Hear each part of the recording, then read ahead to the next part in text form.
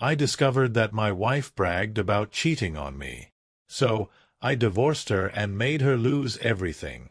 Finding out about infidelity is devastating, but what shocked me most was realizing how calculating she was. That's when I decided that simply divorcing her wasn't enough. I needed to make sure she fully understood the consequences of her choices. It has always bothered me when bad things happen to good people, but that's how the world seems to work. When you do everything to avoid hurting anyone, some people take it as an excuse to treat you however they want, and they'll keep doing it if you let them. But this time, I wasn't going to let it slide. Let me make one thing clear. I'm not just a nice guy upset about being mistreated. I'm furious because someone I loved deceived me and played me for a fool for years. I'm a 29-year-old man who was married to my wife, Susan, 28, for 3 years.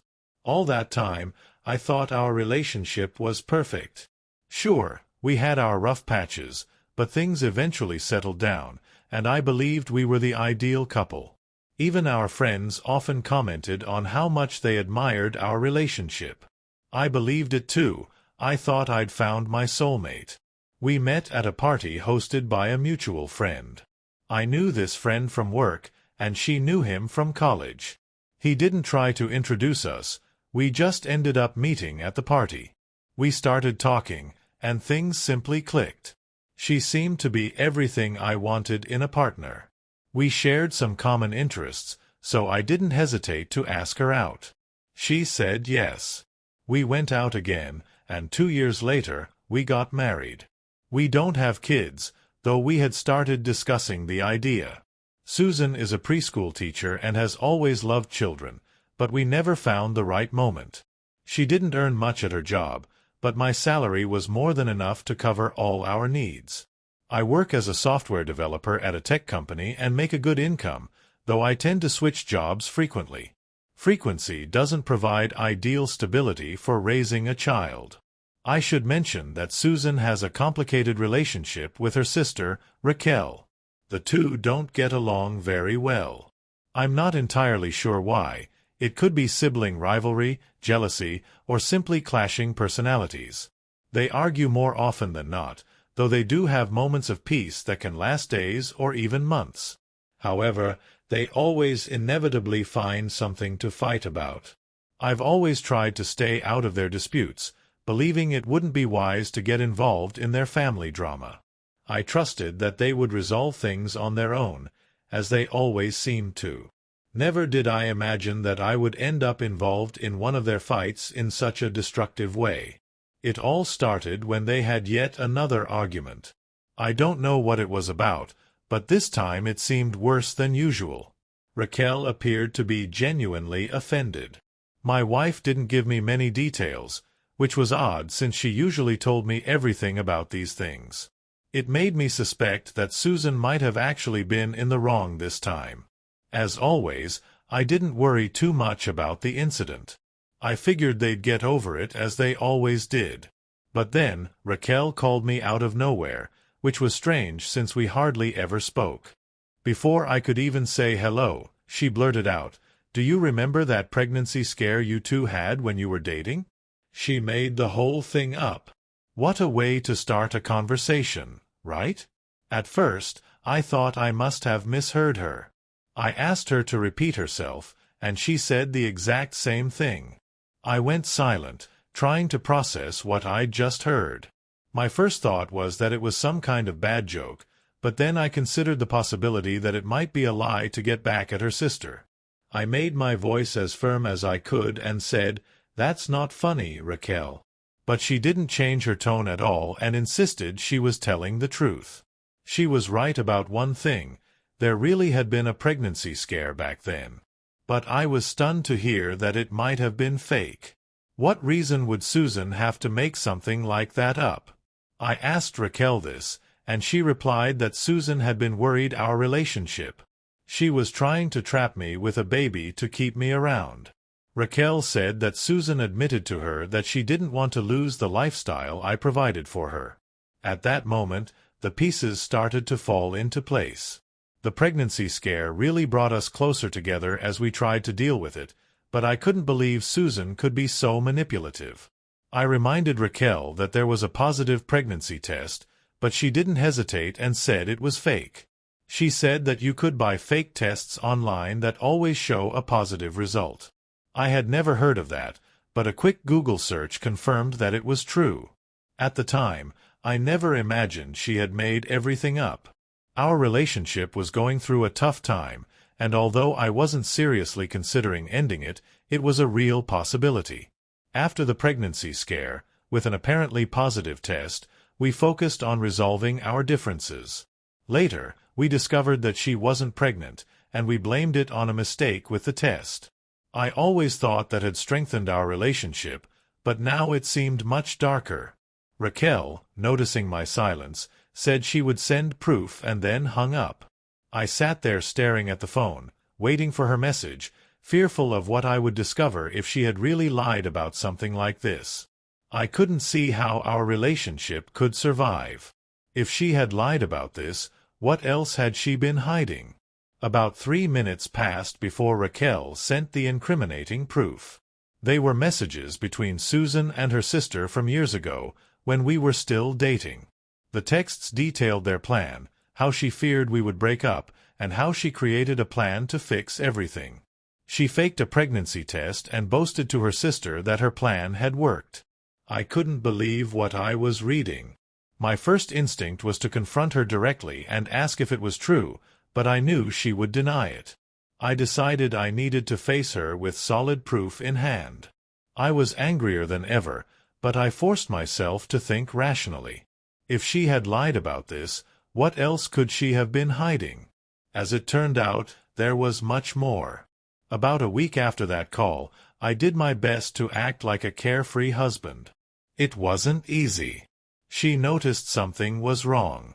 There was no intimacy between us anymore, and I wasn't as affectionate as I used to be. It made her uneasy. Every time she asked me, I'd tell her I was stressed about work.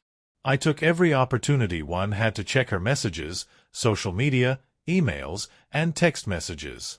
Whenever her laptop was left unattended or her phone was on the bed while she was in the shower, I took advantage to investigate. I was meticulous. If she had lied from the start of our relationship, I had to search through years of messages. I found what I was looking for in direct messages and texts with two of her closest friends, Stefan and... I didn't need to go back more than a few months to find the evidence I wanted. My wife had been having an affair for about a year. She had told her friends she was tired of our relationship but couldn't give up the financial security I provided. She mentioned a man named James who made her feel alive and excited. He was the father of one of the kids she had taught the previous year.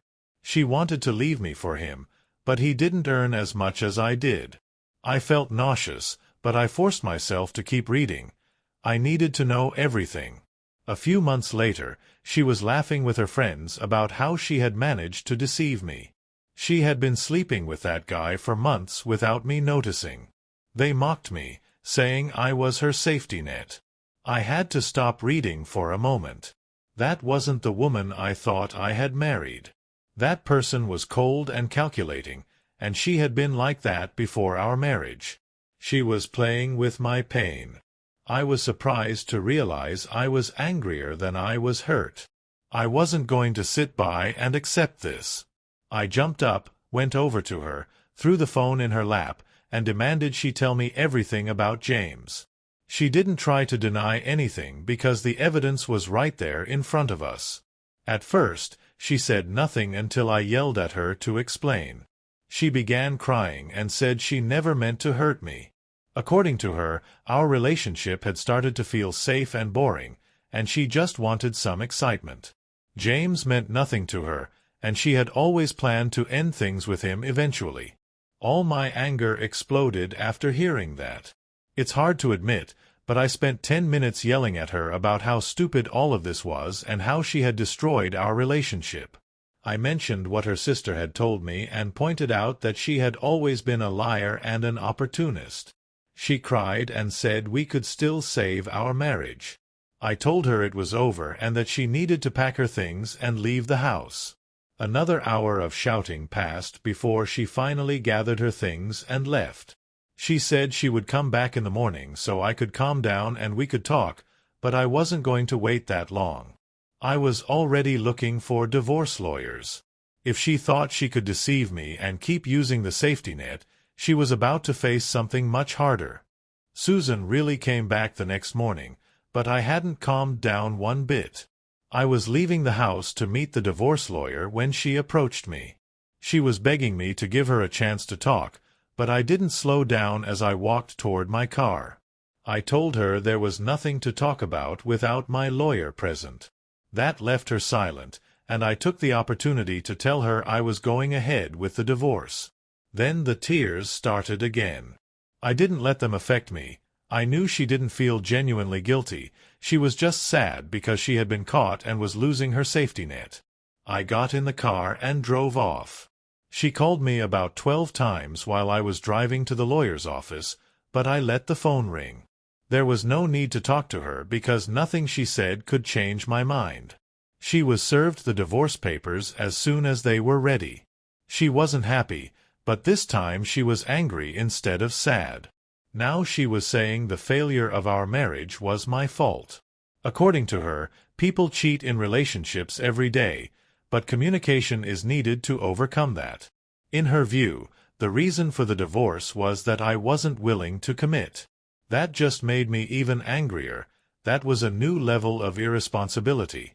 We had another argument that ended with me storming out of the house, upset, but I knew I wouldn't be satisfied with just the divorce. I wanted a clean break from her, but now she was blaming me as if I were the villain in the story. I decided she would pay for it. I remembered how her friends had laughed at me in the message group, and I knew exactly what I would do. I knew it was only a matter of time before she started spreading more lies to her friends, so I made sure she wouldn't have friends before that happened. Over the years, Susan had spoken badly about her friends. Behind their backs, many of these things had been said verbally, but some were written down. I sent messages to each of them with everything Susan had said, every dirty detail, every sarcastic comment. I included screenshots where possible and also added details about her infidelity in case they needed context. The responses started coming in immediately: disbelief, anger, surprise. None of them seemed willing to give her the benefit of the doubt. Why would they? She had said horrible things about these people behind their backs. It didn't take 30 minutes for Susan to confront me about it. She was furious. Her friends were outraged and attacked her for the things she had said about them. Some swore they would never speak to her again. Others said they were relieved she was getting divorced. Susan accused me of being petty, vengeful, and cruel. I didn't care. This wasn't just revenge for the sake of revenge. Well, in part it was, but I also wanted to expose her for what she really was. If she lied, cheated, and used people, then she didn't deserve to have friends she pretended to value. I told her to save her outrage for someone who believed in her lies. I learned from some of her friends that she tried to save her image just like I had predicted. She painted it as if I were a bitter husband trying to destroy her reputation, but no one believed her. They had seen the proof. Besides, they knew what she said about people behind their backs. The divorce was brutal. We both fought fiercely to get as much as we could. In the end, the balance tipped in my favor. I had proof of her infidelity, which weighed heavily in my favor. We also didn't have children, and she had her own job, so I managed to avoid paying alimony. Her job didn't pay much, but in the eyes of the judge, it was enough to keep her from poverty. She also didn't have another support system. Her parents were the only people still talking to her after the divorce, according to Raquel. Even they were disappointed but couldn't abandon her like everyone else had. Raquel didn't want to deal with Susan anymore, especially after I showed her some of the things Susan had said about her behind her back. I realized how badly things were for Susan. About 2 weeks after the divorce, I received a visit from my ex-wife. She had been calling me frequently since the divorce, but I never answered. I had nothing left to say to her. Still, I let her in to talk. It seemed like she had hit rock bottom. She had no friends, and her safety net had completely disappeared. She started by apologizing, but to me, it was just empty words. There was no reason to believe she was genuinely sorry, especially given that karma had hit her hard. I regretted talking to her the moment she started lamenting. I hated hearing her ream about everything. When her apologies ended, she began pleading for me to take her back. She said she realized she made a mistake and just wanted to fix things between us. I asked about James. She paused for a moment before saying that things between them were over. I told her she was free to start anew with whoever she wanted, but I wouldn't be involved. The tears came back, which irritated me. I knew that tactic all too well, and I was tired of it. Susan always cried to manipulate me and try to awaken my compassion when she had no other options. I wasn't going to tolerate that again. I walked her to the door and told her to move on with her life, whether it was with James or any other fool she found. She tried one last move, saying I was the only person she had ever truly loved. I didn't respond. I just closed the door. I protected and safeguarded what was most important to me. I exposed who she really was and prevented her from destroying my life. This experience was horrible in many aspects, but I'm grateful for discovering the truth in time. As they say, better late than never. Ladies and gentlemen, what a story! I'll be honest, the OP, original poster, not only stood firm but showed he knew exactly how to turn the tables. Susan tried to play the victim and avoid responsibility, but ended up feeling the weight of karma. I thought it was brilliant how he used her own words to expose her to her friends. And in the end, it was clear that she only regretted her losses, not what she caused. You know what's even more satisfying? Seeing someone take control of their own life and cut out those who don't deserve to be in it. At the very least, this was a lesson in how to expose and overcome betrayal. But what do you think? Did the OP go too far, or did he do what needed to be done? I want to know your thoughts in the comments. Did you like this story? Then leave a like to give some support to the channel. If you're not subscribed yet, take a moment to subscribe now and activate the notification bell so you won't miss any of the upcoming videos. Oh, and there are already 2 more amazing stories here on the screen waiting for you. Pick one and continue with me. Thanks for watching, and see you in the next video.